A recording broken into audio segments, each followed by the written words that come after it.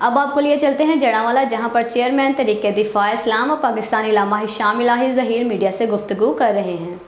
کہ میں اپنے برادر عبدالحفیظ انجم صاحب کا شکر گزار ہوں۔ بنیادی طور کے اوپر میں ان سے ان کی ہمشیرہ کی اور پھپھو کی تعزیت کرنے کے لیے آیا، تو انہوں نے کہا کہ پریس کے بعض ساتھی آپ سے ملنا چاہتے ہیں، تو انہی کی تعزیت کے آمد کے موقع کے اوپر آپ ساتھیوں سے انہوں نے یہ ملاقات کا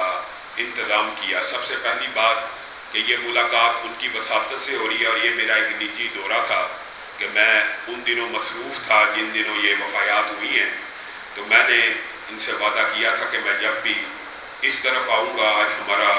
فیصل آباد کے اندر دفاع صحابہ کا ایک عظیم الشان پروگرام ہے، تو اس کے رستے میں نے کہا میں آپ کے گھر آؤں گا لازمی اور تعزیت کروں گا۔ تو پہلی بات یہ ایک تعزیتی ریفرنس بھی ہے، اور دوسری بات یہ میٹ دا پریس کے حوالے سے انہوں نے آپ لوگوں کے جذبات کا اور خواہشات کا اظہار کیا، تو میں بھی یہ خوشی محسوس کرتا ہوں۔ میں خود ابلاغیات کا ایک طالب علم ہوں، میس کمیونیکیشن کے اندر ہمارے جو اساتذہ ہوا کرتے تھے، شفیق جلندری صاحب اللہ تعالیٰ ان کو زندگی دے، اور مسکین علی حجازی صاحب وہ تو فوت ہو گئے، اور ڈاکٹر احسن اختر ناز صاحب اور اس طرح کے جو جید ابلاغیات کے اسکالر تھے، ڈاکٹر مغیث الدین، وہ ہمیشہ کہا کرتے تھے کہ یہ جو ابلاغیات یا صحافت کا شعبہ ہے، یہ بنیادی طور پہ ایک پیغمبرانہ اس کے اندر صفات پائی جاتی ہے۔ ابلاغیات بذات خود ابلاغ سے ہے، تو ابلاغ یہ بنیادی طور پہ ڈیوٹی ہوتی ہے پیغمبروں کی، تو صحافت ایک بڑا مقدس اور محترم شعبہ ہے۔ اگر کوئی بندہ صحافت کو بھی اسلام کے اصولوں کے مطابق سر انجام دیتا رہے، تو گویا وہ پیغمبرانہ ڈیوٹی کو، جس طرح علماء کے ذمے ابلاغ ہے، صحافیوں کے ذمے بھی ابلاغ ہے، اگر وہ ابلاغ کرتے ہوئے ان باتوں کو، اسلامی اخلاقیات کو، اسلامی نارمز کو مد نظر رکھیں، تو یہ ان کے لیے دنیا اور آخرت میں باعث نجات ہے۔ بنیادی طور کے اوپر آج جو بات آپ کے سامنے رکھنا مطلوب اور مقصود ہے وہ یہ ہے کہ آپ نے گزشتہ 5-7 سالوں میں ایک ہمارے معاشرے میں کلچر ڈیولپ ہوتے ہوئے دیکھا۔ وہ کلچر سلمان حیدر، وقاص گرایا، بھینسا اور موچی اگر آپ کے ذہن میں ہو، تو ان ناموں سے ہمارے معاشرے کے اندر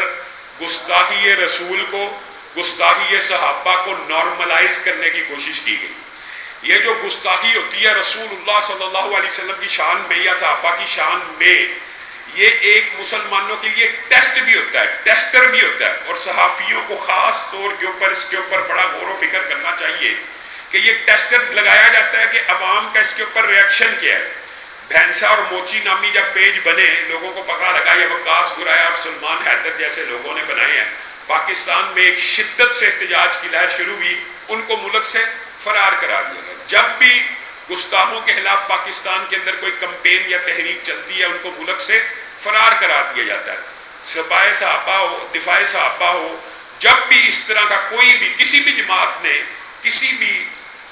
بندے کے خلاف جس نے توہین کی ہو، کوئی ایکشن لیا ہو، اس بندے کو آصف رضا آپ کے سامنے اس نے سیدنا ابو بکر کی شان میں گستاخی کی، اس کو ملک سے بھگا دیا گیا۔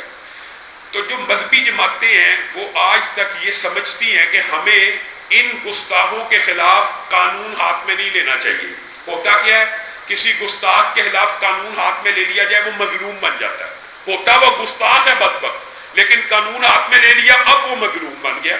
اب اس کو ہر قسم کی پریویلیج قانون کا، اداروں کا، ہر طرف سے سپورٹ مل جاتی ہے۔ ہم آج بھی اسی جگہ پہ کھڑے ہیں، اور ہم آپ کے سامنے یہ بات رکھنا چاہتے ہیں کہ آج پچھلی دور حکومت میں آسیہ ملونہ ایک ٹیسٹ کیس تھا، سیشن کورٹ میں، ایس پی کے سامنے، ہائی کورٹ میں، ہر کورٹ میں اس کو مجرم قرار دے دیا گیا، سپریم کورٹ نے بری کر دیا،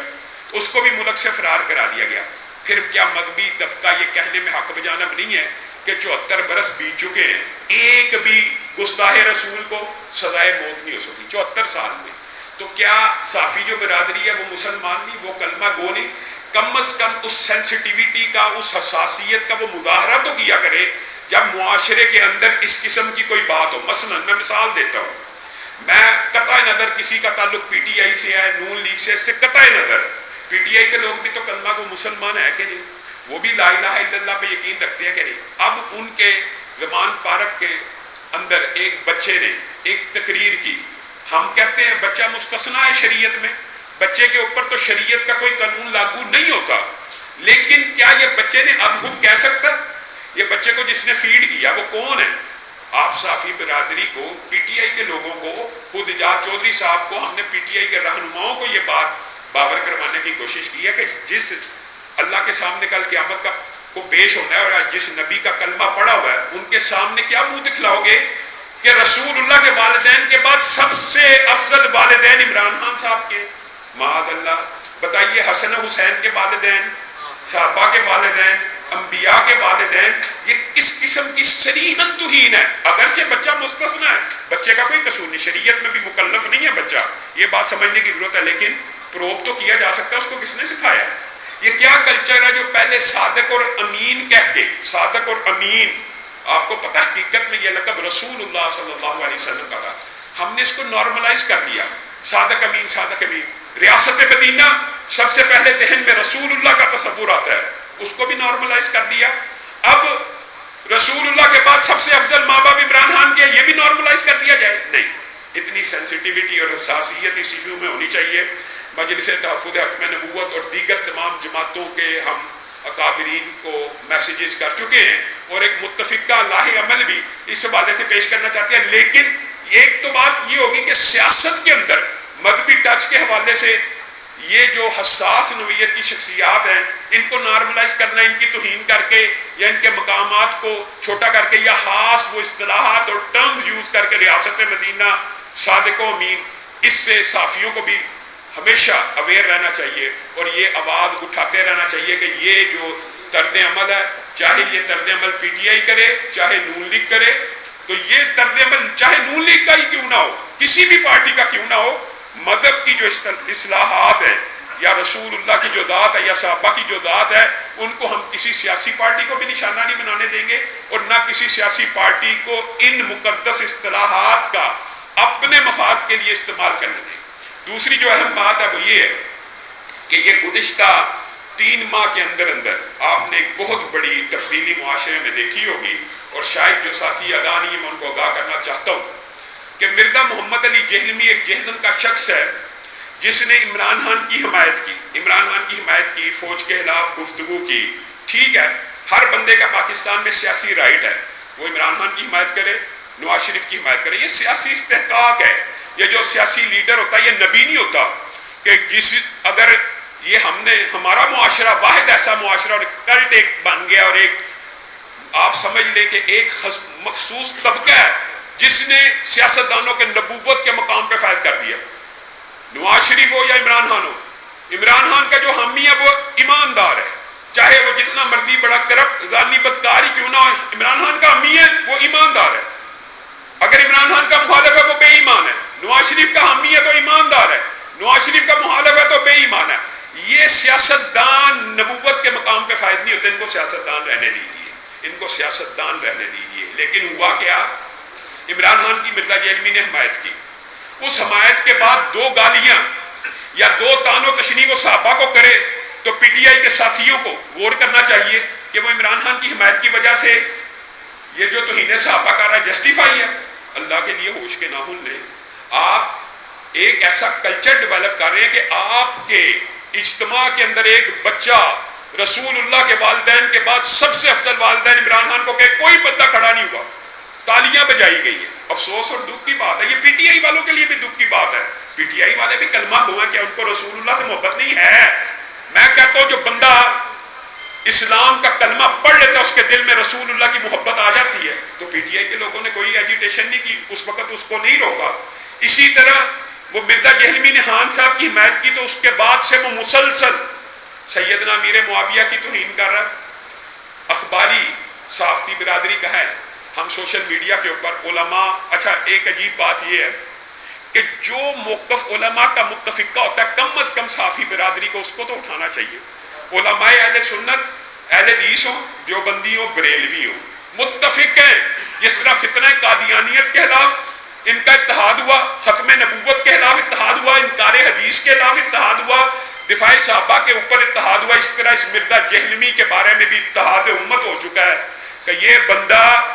سیدنا امیر معاویہ سے شروع ہوا، ان کو جہنم کی طرف بلانے والا کہتا رہا، پھر کہا کیا کہنا شروع ہو گیا، یہاں سے بات تو یہاں سے شروع کی، لیکن اگلی گفتگو میں طلحہ، زبیر، امی عائشہ کو بھی جہنم کی طرف بلانے والا کہنے لگا، یہاں تک کہہ دیا کہ امی عائشہ معاذ اللہ ظالم ہے، یہ اس نے رسول اللہ کے اوپر بہتان باندھا۔ اور یہ سینسٹیوٹی اس سے بھی بڑی اگر ہو تو میں آج آپ کے صافی برادری بیٹھی ہے نا، آپ سارے ساتھی پڑھے لکھے ہیں، میں آپ کے سامنے 1 کروڑ روپے کا چیلنج کرتا ہوں، چیلنج، کہ مرزا محمد علی جہلمی کے پاس ٹائم قیامت تک ہے، اگر وہ ثابت کر دے کہ کسی یہودی نے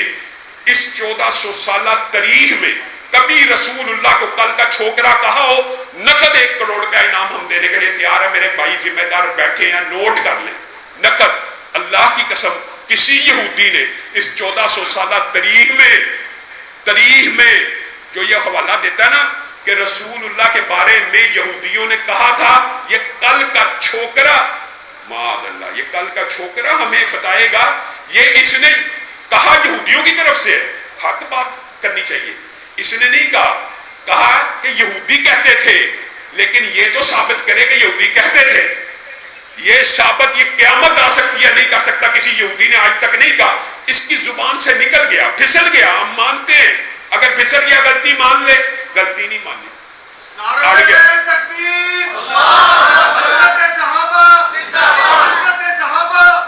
غلطی نہیں مانی بلکہ اڑ گیا۔ کہتا ہے چھوکرا جو لفظ ہے نا یہ اتنا معیوب نہیں ہے، چھوکرا اتنا معیوب نہیں ہے، پھر اس کو یاد نہیں تھا، اس نے ایک گفتگو میں ایک مولوی نے اس کو کہا تھا چھوکرا تو جہلم کا، تو یہ اس نے پورا کلپ بنایا تھا کہ چھوکرا بڑی گندی اور غلیظ گالی ہے، اس کو یہ یاد نہیں تھا۔ اب یہ بتائے کہ یہ اس سے پوچھا جاتا ہے کہ رسول اللہ کے بارے میں کس یہودی نے کس کتاب میں لکھا ہے کہ رسول اللہ کل کے چھوکرے تھے، تو آگے جواب میں پتہ کیا جواب دیتا ہے، فلاں مولوی نے بھی کہا ہے، فلاں نے بھی کہا ہے، کیا فلاں کے کہنے سے تیرا کہنا جائز ثابت ہو جائے گا؟ پھر اب دلیل یہ دیتا ہے کہ قرآن پاک میں اللہ نے کافروں کے ایسے الفاظ ذکر کیے ہیں جو اس سے سنگین ہیں، مانتے ہیں بعض الفاظ اس سے سنگین ہو سکتے ہیں، لیکن کافروں کے وہ الفاظ اللہ نے کوٹ کیے ہیں جو انہوں نے کہے ہیں، جو کسی نے کہا نہیں، تو رسول اللہ کی طرف منسوب کر رہا ہے۔ تو یہ معاملہ بڑا سینسٹیو ہے، لوگ یہ سمجھتے ہیں ہم بلا وجہ لٹھ لے کے اس کے پیچھے پڑ کے، جو بندہ، آپ ایمانداری سے بتلائیے، جو بندہ صحابہ کی صلح نہیں مانتا اور وہ کہتا ہے، یہ اس کے الفاظ ہیں، میرے الفاظ نہیں ہیں، ایک ایک بات کا بطور ثبوت اگر کوئی چاہے اس کو ثبوت بھی فراہم کر سکتے ہیں، وہ کہتا ہے حضرت حسن نے پوری امت کو، یہ اتحاد امت کا داعی ہے نا کہ میں امت کا اتحاد چاہتا ہوں، حضرت حسن نے پوری امت کو سیدنا امیر معاویہ کی خلافت پہ متحد کر دیا، صلح کر لی، سارے اختلافات ختم کر لیے۔ اس کے جواب میں یہ کہتا ہے حسن تے شیعی کوئی نہیں۔ اب کہاں پہ ہیں وہ شیعہ؟ میں ان سے بھی پوچھتا ہوں، اہل بیت کی محبت کا دم بھرتے ہیں، حسن تے شیعی کوئی نہیں کہ انہوں نے معاویہ نہ صلح کر لی رسول اللہ کی حدیث کے خلاف۔ آپ مجھے ایک بات بتائیں، رسول اللہ کی حدیث تو بخاری میں موجود ہے، یہ میرا بیٹا سردار ہے، یہ مسلمانوں کے 2 عظیم گروہوں میں صلح کروائے گا، مسلمانوں کے 2 عظیم گروہوں میں۔ جس بندے کو صحابہ کی صلح ہضم نہیں ہے وہ فرقوں کی صلح چاہتا ہے، ایمانداری سے بتائیے، اور لوگوں کے سامنے یہ پیش کرتا میں فرقوں کی صلح چاہتا ہوں۔ آپ یہ دیکھیے، وہ یہ دلیل دیکھا ہے کہ دیکھیں جی میرے خلاف اہل حدیث، دیوبندی، بریلوی سارے کے سارے اکٹھے ہو گئے ہیں، یہ میرا اعداد ہے، یہ اعداد ہے کہ باعث ذلت بات ہے۔ اس سے پہلے یہ اعزاز کس کو ملا؟ مرزا غلام احمد قادیانی کے خلاف سارے اکٹھے ہو گئے۔ تیرے خلاف اگر سارے اکٹھے ہوئے ہیں، یہ تیرے لیے باعث اعداد نہیں ہے، یہ تیرے لیے باعث ذلت ہے۔ اللہ کے فضل و کرم سے تحریک دفاع اسلام جہاں پہ آج چند ماہ کے اندر پورے پاکستان میں 25,000 سے زیادہ کارکن بنا چکی ہے، وہاں پہ ہم یہاں یہ نہیں ہے کہ اگر ہمارے کارکن، ہمارا ٹارگٹ ہے 1 لاکھ کا، تو اگر 25,000 ہوئے ہیں تو ہم نے دفاع اسلام نہیں کرنا، دفاع شاعر اللہ نہیں کرنا۔ الحمدللہ اس کے خلاف تحریک پورے ملک میں چل چکی ہے، سوشل میڈیا آپ نے دیکھ لیا ہے، سڑکوں پہ آپ دیکھ رہے ہیں۔ آج 2 مئی کا جو پروگرام ہے اسی احتجاج کا حصہ ہے، وہاں پہ انشاءاللہ اس کی گرفتاری کے لیے آواز کو بھی اٹھایا جائے گا، ملک کے اندر متعدد پرچے۔ اچھا یہ بھی عجیب بات ہے، سیدنا امیر معاویہ بالفرض کسی گروہ کے نزدیک، روافض کے نزدیک قابل احترام نہیں ہے، ٹھیک ہے، وہ اپنے گھر میں جو مرضی کہیں، لیکن ایک مسلمہ اصول ہے، پاکستان میں لا ہے، قانون ہے، ضابطہ ہے کہ مقدسات اہل سنت کی توہین نہیں ہو سکتی۔ آپ اپنے گھر میں اپنے دل میں جو مرضی گئے، لیکن جیسے ہی آپ زبان دراز کریں گے قانون حرکت میں آئے گا۔ آبویس بات ہے، ہم اگر اہل تشیع کی مقدسات کی توہین نہیں کرتے تو ان کا ہمارا مسلمہ اصول ہے پہلے سنت کے مقدسات کی توہین نہیں کریں گے، اور کرنی بھی نہیں چاہیے، عیسائیوں کی بھی نہیں کرنی چاہیے، یہودیوں کی بھی نہیں کرنی چاہیے۔ تو یہ بندہ مقدسات اہل سنت کی توہین کر کے کہتا میں فرقہ واریت ختم کر رہا ہوں۔ یہ فرقہ واریت ختم کرنے کی بات ہے کہ 1.25 کروڑ مسلمان اہل سنت جو دنیا میں موجود ہیں، ان کے نزدیک سیدنا امیر معاویہ جنتی بھی ہے، معین جنتی بھی ہیں، اور ان کے مقدسات میں شامل بھی ہیں، اور مسلمانوں کے خلیفہ بھی ہیں، اور پوری مسلمان امت کا ان کے اوپر اتفاق بھی ہے۔ یہ ان کے خلاف اگر زبان درازی کرے تو ادارے پولیس حرکت میں کیوں نہیں آتی، اس کو گرفتار کیوں نہیں کرتی؟ آپ نے صرف یہ غور کرنا کہ ایک بندہ صراحتاً توہین کرتا جا رہا ہے،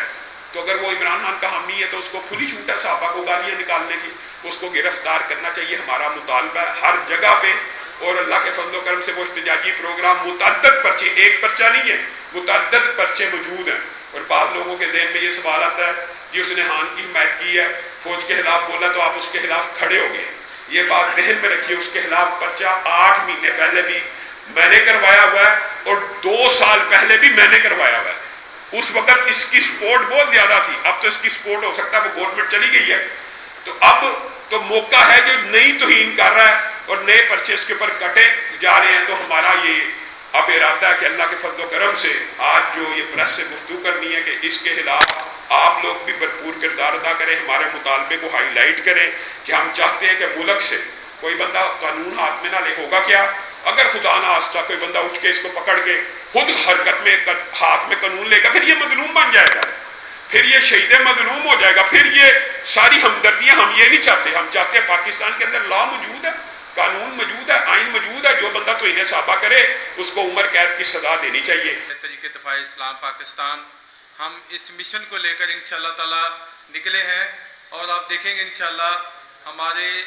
جو جماعت کا جو نظریہ ہے انشاءاللہ تعالی اس میں لوگ بہت انشاءاللہ ہمارے ساتھ شامل ہو رہے ہیں، اور میں سب دوستوں کا شکر گزار ہوں جو ہمارے ساتھ دن رات کوشش کرتے ہیں، اور خاص طور پر میری ٹیم کا شکریہ۔ اور اس کے بعد میں آپ سے یہ کہنا چاہتا ہوں کہ 75 یا 74 سال ہو گئے ہیں پاکستان بنے کو، آپ لوگ ان لوگوں کو بار بار آزما رہے ہیں، اور آپ ان چہروں کو بار بار ان کو واپس لے کے آ رہے ہیں۔ خدا را آپ ہوش کے ناخن لیں اور تبدیلی لے کر آئیں۔ اصلی تبدیلی ہماری جو ہے وہ دین اسلام ہے، اور ہم دین اسلام کے لیے پاکستان کو اسلام کے نام پہ حاصل کیا گیا، اور ہمارے بزرگوں نے اسلام پہ نام پہ حاصل کیا، اور ہم اس مقصد کو بھول بیٹھے ہیں۔ آپ لوگوں نے ان سیاستدانوں کو دیکھ لیا ہے جو ہمارے ساتھ کر رہے ہیں، اور سب سے بڑی بات ہے کہ جو 84 ارب روپے آٹے کی جو ہمارے شاہد خاقان عباسی کہہ رہے ہیں کہ اس میں 20 ارب روپے کی کرپشن ہوئی ہے، اور آپ بھی ابھی بھی ہوش کے ناخن نہیں لے رہے۔ اور جو ہم بجلی اور جو گیس کی جو موجودہ صورتحال ہے، پوری شہری رمضان لوگوں نے بہت مشکل سے رکھی، اور اس وقت جو ہم سوئی گیس کا میٹر ہم اپنے پیسوں سے خریدتے ہیں اس کے بھی انہوں نے 500 روپے رینٹ لگا دیا ہے۔ ظلم کی اخیر ہو گئی ہے۔ آپ لوگ بالکل کوئی سب سے بڑا ہمارا جو المیہ ہے کہ ہمارے ضمیر بالکل جاگ نہیں رہے۔ سب سے پہلے جو دیکھیں ہم بڑا کام کیا کر لیتے ہیں، ہم نے ایک پوسٹ شیئر کر دی کہ جی بہت ظلم ہو رہا ہے، اس کے علاوہ کوئی عملی قدم نہیں، کوئی عملی قدم نہیں، صرف اور صرف سوشل میڈیا پہ ایک پوسٹ لگا کے ہم فخر محسوس کر رہے ہوتے ہیں کہ ہم نے بہت بڑا کام کر دیا ہے۔ یہ نہیں، آپ عملی اقدام کی طرف آئیں۔ دیکھیں چائنا میں ایک دفعہ چینی 1 روپے بڑھی، مڑ کے اس دفعہ اس کے بعد چینی بڑھنے کا نام نہیں لیا، لوگوں نے سٹینڈ کیا۔ ہمارے لوگ ٹس سے مست نہیں ہوتے۔ آج پٹرول 200 کا ہے، صبح 300 کا ہو جائے لوگ دیکھتے ہی نہیں، کہتے کوئی بات نہیں، ملنا چاہیے۔ خدا را آپ دیکھیں آنے والا وقت کو دیکھیں، اور ہمیں انشاءاللہ تعالی علامہ صاحب نے جو الحمدللہ ایک جماعت ترتیب دی ہے، اور انشاءاللہ تعالی آنے والے وقت میں ہم اس جماعت کے ساتھ شانہ بشانہ کھڑے ہیں، اور انشاءاللہ آنے والے وقت میں ہم سیاست میں عملی قدم رکھیں گے، اور انشاءاللہ تعالی سیاست کر کے دکھائیں گے۔